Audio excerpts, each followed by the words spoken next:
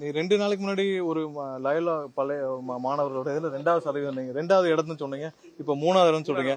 சரி, கருத்து கணிப்புகள் எல்லாம் நீங்க பல இடத்துல பார்த்திருப்போம். ஸ்ரீலங்கால என்ன நடந்துச்சுன்னு பார்ப்போம். ஸ்ரீலங்கால கருத்து கணிப்புகள் முதல்ல பார்த்தப்ப 3% சொன்னாங்க. 8 மாசத்துக்கு முன்னாடி, தேர்தலுக்கு முன்னாடி 3% சொன்னாங்க.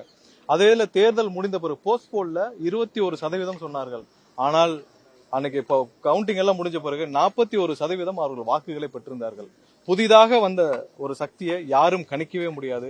அதே போலதான் இன்று தமிழக மக்கள், அதாவது 70 வருடங்கள் அவர்கள் எதிர்பார்த்த ஒரு மாற்றம் இந்த 26 வரப்போகிறது.